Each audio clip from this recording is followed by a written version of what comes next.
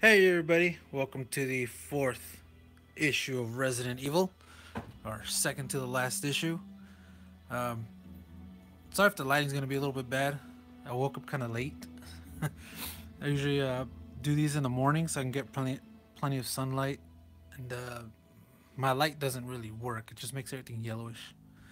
But anyways, without further ado, here it is, the fourth issue, and as we can see already, um, this is kind of where we left off on the third issue, where everything's in the helicopter. Or sorry, the airplane. I keep mixing those two up. And well, it's just to grab your attention, obviously. Let's see. Let's turn the page over. Again, we just get quick summaries about what's going to be in this issue, which is one story about Leon Kennedy. It's the special delivery by Umbrella employees, and then the second part of the airplane story arc that they're doing. So as you can see, we cut off into a well, not cut off, but we start off in the small town of Saguaro, Wales. And hold on, sorry guys, it's a little bit loud. So yeah, here's like these just two guys talking about how there's people missing, and they think it's gangsters or whatever, mob people. And then they get into the truck, and before you know it, what the hell? And boom, these bats came out of nowhere. Which, I mean, really look at this. How could they not see all these bats coming in? It's just so many. But it's got to be dramatic, which is really cool. Night Stalkers, a Resident Evil story. That was great. So then we go to this location, which is inside some mountain, and these guys are pretty much two umbrella scientists. And look at the Photoshop on that. All right, so this story is just about these two umbrella employees that are using these bats to do their bidding. As you can tell here, they got like a little control center for it, and they're taking these victims. These bats take victims, and they're gonna like transmutate them. I think it's called here. It says the transmutation process. I guess it's not exactly clear. Besides just transmutations, that what they want to do, but I'm assuming they want to like get people and fuse them with the bats so they can spread the G virus faster. So we then move on to this scene right here, which is in the police office or the sheriff's office. And these are just townsfolk getting upset because people are missing and getting killed. Uh, this guy here, he wants to take action. Honestly, I say we form a posse and scour the hills. Saguaro Wales done lost 8 good people already. And this guy, the sheriff, is just telling him to calm down. He wants to be diplomatic about it, before making any rash decisions. I like how everybody just barges out and he's like, wait! But he's actually just saying, like, all the disappearances have taken place at night, so stay in your homes come nightfall. So we cut on the top of the hill with this kid and his calf named Gracie. And he wants to go home. Obviously, looks like we made it. All those rumors floating around. I didn't want to. No! Look at his face. Okay. There, there's a couple like parts in this issue where like whoever made this comic was just having a good time with it. But yeah, they get surrounded. So he's with his little calf, and then they take him away. Not Gracie, and they just tear it to shreds. Moo! This is a pretty cool shot, actually. So yeah, they're pretty much devouring the cow, and then they get a little freaking what's his name again? Wayne, forgettable Wayne. He's just like one tear, but then suddenly, bam! It's a shotgun. It's fired, and then it's the townspeople, and they're freaking out. It's like, what are those things? They've got little Wayne Carey. Let them have it, and you just shoot them away. That kind of makes sense. Usually, Resident Evil monsters, they run at you while you're shooting. These are smart. They just fly away. So the kid's bit, which happens to be this guy's son or dad. And he's wondering where he's at, and they barge in again. So we saved your son, Sheriff, but just barely. Some sort of giant bat monsters were attacking him. And then, he's injured. They recommend stitches on the neck and whatnot. Get him to the hospital now. So then we cut to the main character here. Dun, let the zoom in. Officer's log. Leon S. Kennedy. Currently en route to Saguaro Wells, Nevada. Population 472. Oh, sorry. Hold on. Oh, sorry. I'm sitting down. So he's just briefing what's going on. His disappearances. One of the kids, he's mentioning that he got taken in, and what's gonna happen? The victims were taken to the local hospital and treated for a neck wound and loss of blood. And then the next night, the victim's vitals became very peculiar and his skin began to rot. So pretty much he's a zombie. And apparently an adult. So yeah, they had to subdue him because he was a zombie, obviously. And he's driving here. When I saw his reports come over the wire, I knew right away Umbrella had to be involved. I arranged for backup and hit the road. And here's Leon. It looks nothing like Leon. It's weird. You'll see pictures that look kind of like him, like the guy looked at the video game and the cinematics, and then there's times where it just looks like somebody else. So then we cut to the Umbrella laboratory inside the mountain, and the guy failed him. He failed Dr. Carlos. He says, I will not accept another botched mission. And then he wants to, he just needs one more round. We need one more subject to begin the next stage for transmutation. So he just needs one more person, which, gee, I wonder who it's gonna be. But yeah, see, if we can successfully fuse the bats with vampire bats, there's nothing that can stop us. And there's all the regular bats, I guess. Or no, I think there's just the zombie ones. Because there is the regular bats, and then there's like the zombie bats that we're seeing. It's not quite clear. So on the next issue, Leon's just camping out. And let me see if I can, okay. Sorry, I was trying to zoom in. Or trying to lock the zoom. But yeah, these bats come. They never told me that the academy that I'd end up as live bait. And then he starts, well, yeah, the zombies attack him. And the thing about this here is that they told him that they come out at night and everybody's inside, so he's hanging outside because he'd be live bait. So he's attacking them. And I love this scene. This is so stupid. This is the guy having fun. But it's kind of cool because I just noticed that, like, when I was reading this, he throws a knife in his mouth. And then he kicks it in and it stabs the other guy, which is kind of neat. But I thought that face was funny as hell. So we got action scenes here of just Leon kicking ass. So these things don't die easy. And he's, as you can tell, he's getting overwhelmed. He's like, yeah, too many, can't hold out. They're like just all over him. This is a pretty cool scene. And then it just kind of fades out after this. They're screaming and then it turns to black, which means they got him. And then an unconscious Leon is carried on leathern wings towards his dark fate. So he's being carried away. The toy's right here with all his gear. It's just the last one they needed. And then he wakes up. Yeah, does not look like Leon. Where am I? Then he kind of looks like Leon here. Ugh. This must be their base. And he's going to do his lucky shot, which is him pulling out his knife. Then cuts here. If my timing isn't perfect, they'll be scraping me off the rocks. So obviously, he slices the bat. And then he lands grabbing on this little ledge as the bat goes in. And we cut here. Comes back. It's like, failure again. I warned you about this, Vedley. And he's like, kill it. Its cries annoy me. So obviously he shoots it. But then they freak out. It's like, sir, they're turning on us. And then he pushes that button here, subdue. This is a pretty cool shot. He's like, that's what my brainchild is all about, Vedli. Total control. And then here. Now, as I promised, you will pay for your failure. Kill, and then boom, and they turn on that doctor for failing. So Leon climbs up and he's looking at him.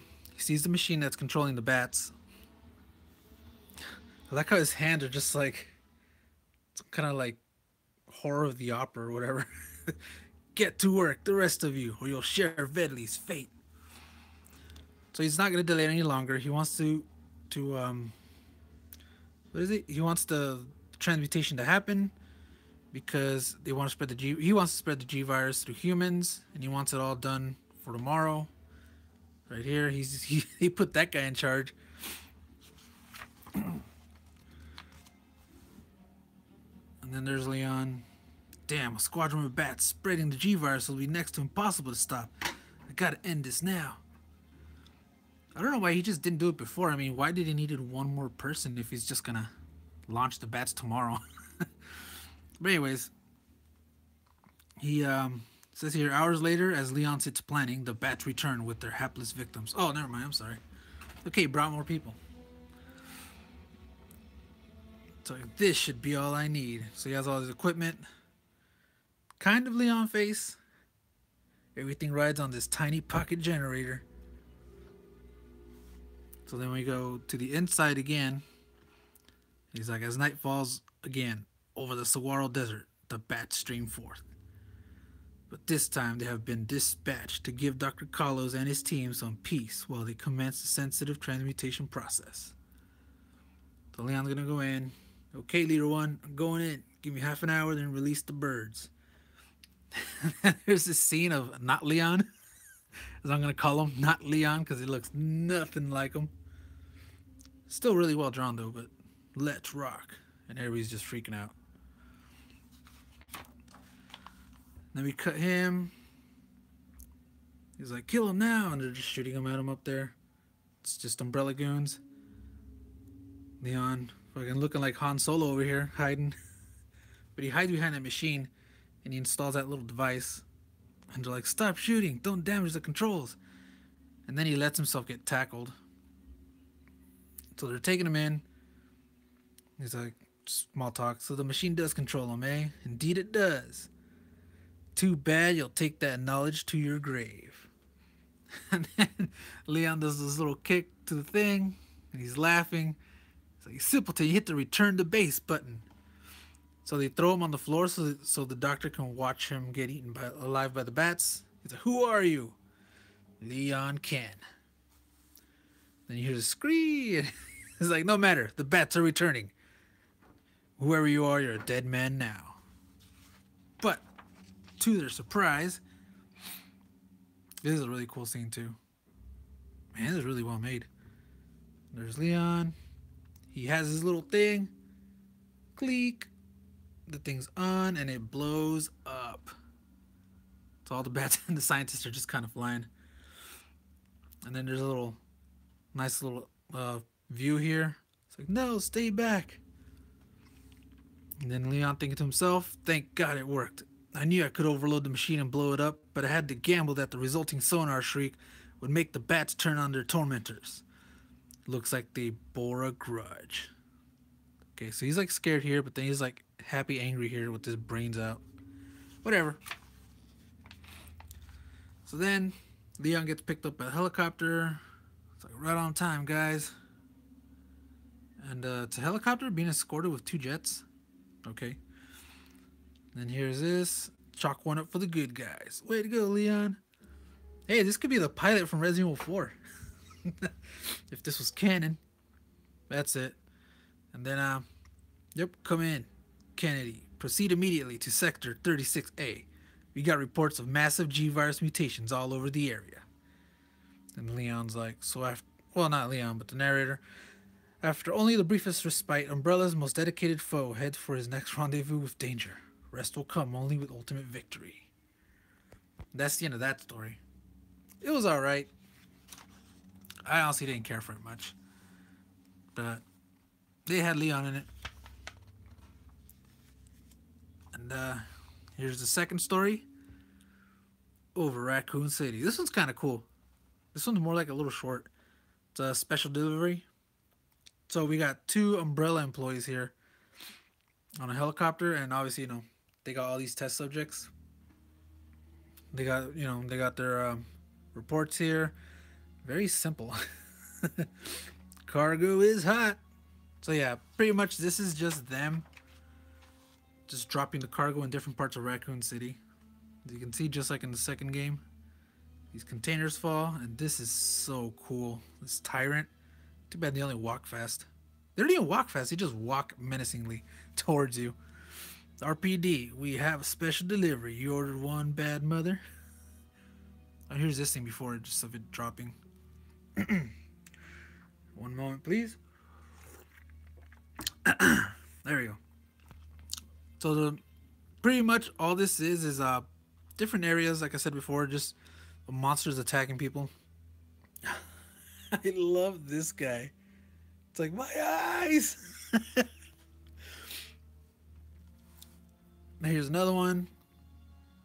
Just getting attacked in the building, and it says right here, this is a newspaper clipping. The board of directors of Frisch and Chemicals, a growing rival of Umbrella Corp, fell victim to an apparent labor dispute that turned ugly. So I guess that's how they covered it. And then the Tyrant delivery is the second one, which is really cool. They chose that Tyrant. Well, yeah, there was only 2 Tyrants back in the day. Never mind. So yeah, he shoots, he scores, He drops the Tyrant and that guy's going crazy. Hey, this Tyrant doesn't have a claw arm. Dude, that's a mean punch. Hey, on there's just another newspaper clipping. Mine has been considered abandoned. City officials have dedicated not to investigate further. Then we're back to these guys. It was like, says here, deactivate canister 004 and return to HQ via riverfront entrance. So, oh well, looks like we're off early tonight. Good to hear Sam Jackson's on Conan tonight. Good, I hear Sam Jackson. Alright, time to cool down our cargo. Deactivating 004 now. Oh, and before I should mention, I kind of skipped it with the pilots in the beginning. This guy mentions, listen, we get paid to deliver these payloads, not to ask questions. We're just making sure there's no loose ends. And that plays towards the end, which is kind of, I guess, clever in a way. They throw that one, well, it pings. It doesn't move, but it just starts clanking. The whatever's in there is breaking out. He's like, you hear that moaning? Be cool, we're almost home. And then boom, the explosion, not explosion, but tentacles come out from under the helicopter and they're freaking out. And you got this huge alien looking thing where it's all like Newsians and blam blam. It's like, son of a. This is a really good shot, actually. Like lighting wise, I really like the way the guy did the lighting here. I think it's the white sweaters. Wait, this guy has a sweater, and then this guy has like a work shirt. Okay. And then it's just attacking. So you get some proper lighting here. No loose ends. It's like, what is it trying to tell us something? Then it gets stabbed with its what appeared to be a soft tentacle. Soft tentacle, now it's like hard. So this guy gets stabbed, splurch. Can't hold it. He's getting choked out while this thing is no loose ends. And then as it's crashing, no loose ends. The edge factor. So yeah, I was saying no loose ends. Now that I think about it, that kind of predates the Nemesis. Damn, this comic's all sorts of predictions. We got Resident Evil 4. We got Resident Evil 3. Anyways, the Resident Evil files. I like this one in general. Well, the file itself, because it's, I love the art here. The freaking zombie just like trying to eat its guts. I don't know if it's his or if he just grabbed guts. And it's just a little bio, which is zombies are the most common monsters and the easiest ones to kill. And then blah blah blah. Then we got Jill Valentine here. Let me try and get some good lighting here. It's starting to get dark. Or maybe it's just this page. This is a really, really cool Jill Valentine. But yeah, it's just her age, blood type, and all that stuff, and it's just a little bio. I think it's just like a little sheet to show that the artist can draw really well or something. You know those things where they just show like a pinup. Carlos de Anda. I don't know if you can see it. Bam. All right. So that leads us to the final story, which is Zombies Abroad. This is yeah, Resident Evil story, obviously. So there's Jill. It's like, Chris, I killed the pilot. Who's flying the plane? Fucking Jill. And there's Barry with this moose / lighter thing. and Chris is running in the pilot's area. He's like, Barry, you and Jill kill the rest of the zombies. I'll see what I can do about landing this thing. Wasn't he a Air Force One pilot guy? Anyways, of course my STARS training never required me to fly anything this big. Then there's a zombie there, and he's like, I wonder what this one does. Kind of looks like Chris right there, actually. Close to the video game, I mean. So it's like, oops. They stabilized it. And that thing's coming to get him. It's like, this isn't so hard. Then Barry saves the day. It's like, watch it, Chris. And Chris is right here. Just like, what? Thanks. We killed all the zombies. Jill's getting the rest of the passengers calm down. So then we see here, Chris is trying to land it. And then Barry here, cross your fingers. This is gonna get bumpy. It's like, oh, screech. Back when they couldn't curse. So Chris is pretty much telling this guy he's working with him. What is the name again? Falcon. But this guy's saying that, Umbrella knew that we were coming, so they sabotaged the ship. And this guy's like, already talked to authorities. They're gonna take care of it. So after this, you're gonna see a lot of different areas in the Europe that they're visiting. They're looking for the headquarters. So right now we're here at Tower of London, England. And there's Chris. It's like, watch it, Jill. Looks like Umbrella's already been here. And this is pretty sick. Damn, dude. What happened to his face? He just got old out of nowhere. So yeah, they're fighting, and see if I can get a good. I gotta show this to the side like this, just to see the lighting. This gives a whole new meaning to the challenge of the guard. Changing of the guard. Sorry. So yeah, they're fighting these zombies in England. Well, London. Westminster Abbey. Barry's here. He's like, whoa, nice digs. Let me see if I can move this sideways here. There we go. Hopefully this won't damage the comic. So here we have him. It's like, huh? Who's there? He's pulling that knife, and then he just slashes it. Slice. I dub me Knight of the Killers. Oh, shut up, Barry. And then we go to this other scene. Madame Tussauds Wax Museum. The Chamber of Horrors. Jack the Ripper, London, England, whatever. And here's Jill slicing that guy up. Geez, this place is spooky. Enough without zombies. And there's a nice little scene right here where Chris is just shooting. This is a really cool scene, actually. They're just fighting.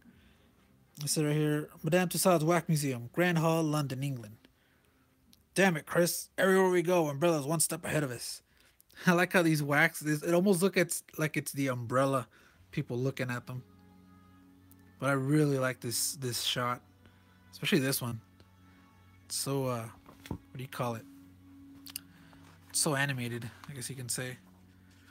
And then here, now they're in the Eiffel Tower, Paris, France.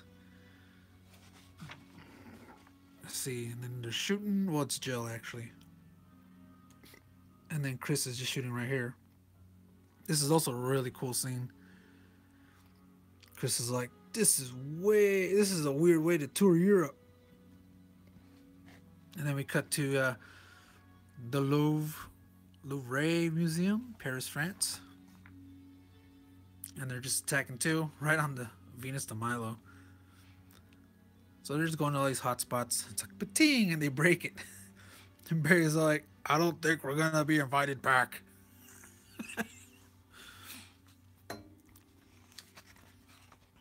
And then we cut to De Goyer Windmill, Amsterdam, the Netherlands. So it's happening here. Hold on. Need lighting here. Dude, the color is amazing on this. I guess we can rule out England, France, and the Netherlands. Man, I just love the coloring on this.